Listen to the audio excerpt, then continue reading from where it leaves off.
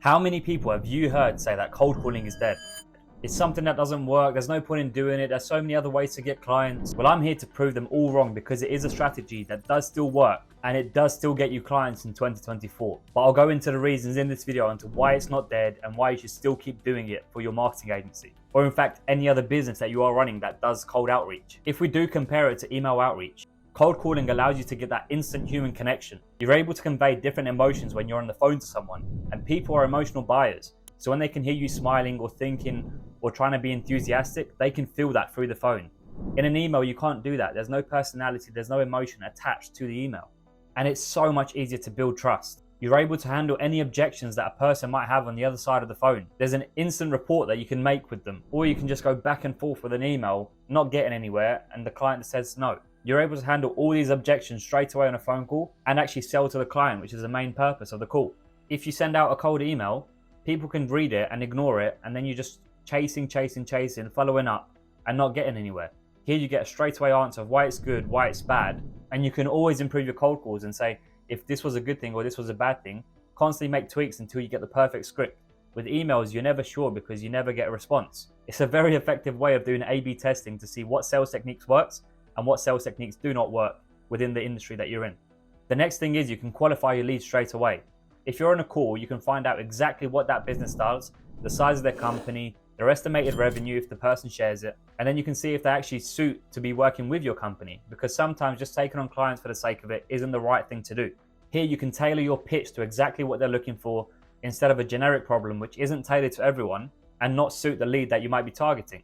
Another great point is, and it refers back to email outreach, you're able to stand out straight away. Think about your clients receiving hundreds of emails a day from all different types of marketing agencies, for example, all saying the same thing. We can provide you SEO, we can get you clients this way, that way. With cold calling, you're able to stand out. They're speaking on the phone to you instead of reading a load of emails.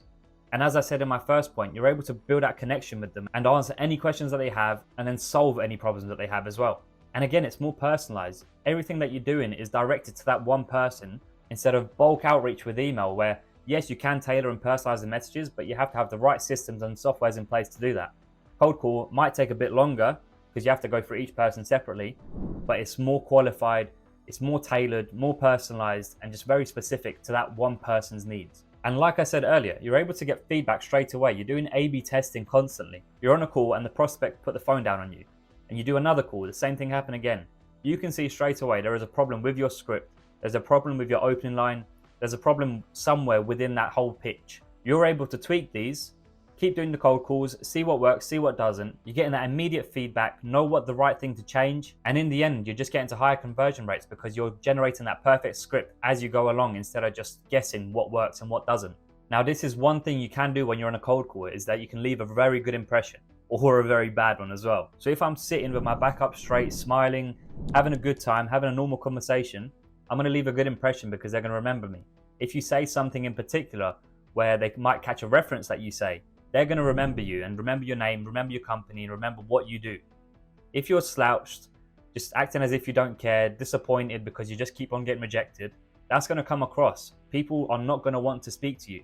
And that could be one of the many reasons why people are saying cold calling is dead. It's because people don't present themselves the way they should be. Imagine if you was on a video call instead of a phone call. You would present yourself in a much different way. So even maybe getting changed into something that would make you seem more professional, and people can really feel that on a phone call. And one way that I do make my phone calls memorable for my prospects is I always start the phone call with saying, this is a cold call for your business. Have you got 30 seconds or do you want to hang up? Most of the time I get a laugh. People do not expect me to say that. I'm being honest, I'm being upfront, I'm being transparent with them. They have a laugh, they have a giggle, and usually they accept my 30-second pitch. I can pitch to them and then we can decide if they want to say yes or no. It gives me that in, it's something for them to remember because every phone call is, hi, I'm this person with this company. I noticed that you don't have this and that. Do you want this? And straight away, it's giving them a chance to say no. If they know you're selling to them, they'll hear you out and see if they actually want to use their services. You're presenting a jokey kind of person, and people want to work with that. Like I said, people are emotional buyers. This again references to my previous points that I've made already, but you have such interactive engagements. Again, the feedback, the objections, the pricing which you can discuss because someone might be ready to buy, you never know. And even if you do call them, say you have a somewhat positive interaction with them, you're able to follow up with them and see where they are in a few months' time because things change, businesses change. They might have different scenarios where they want to grow, or just have a different outlook on what you actually want to provide because they thought about what you said. For example, we went through this whole thing with our company when we were selling websites to construction companies. It was in the month of December, so right before Christmas and New Year. A lot of them have said, okay, we could be interested, but not right now before Christmas and New Year. Give me a call after New Year. So that's what we've been doing. We've been following up. They remember us. And it's a great way in after the second call to say, hi, it's Titus again. We spoke before the new year about a website for your company. How are things right now with you? And they're like, oh yeah, I remember we spoke, blah, blah, blah. And then you can move it forward. You can skip that whole process of pitching again because they remember your service. And that all started from me having a memorable experience with them with my opening line and having a good conversation and having a laugh with them. You're not going to be confident on the phone. You're going to be stuttering. You're going to be nervous. But it's a numbers game. The more you do, the better you get, the more you improve, and the more perfect it gets. So then later on, you can pass this on to other people to do your job because you went through the whole painstaking process of creating a perfect pitch, which you know works. So then other people can do it, and then your company can grow. And it's so easy to track. You can see how many calls you do, see how many no answers, how many answers, rejections. And it's just a great way, I think, for companies to grow, especially if you're starting out as in SMMA, design agency, marketing agency, anything you can think of.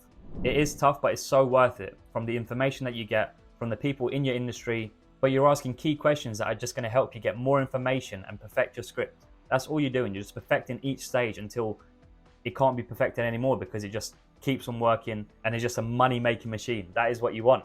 I mean, even now, we've hired sales reps from our scripts that we've generated. So you could do the same with your agency. And that is one way to help you grow because, yes, if you did cold calling by yourself for the rest of your life, it will take a long time. But if you have a team of 5 to 10 people, imagine how many cold calls can be done during the day. And if your systems are in place to manage all these clients at once, you just got a recipe for success. What else can you ask for?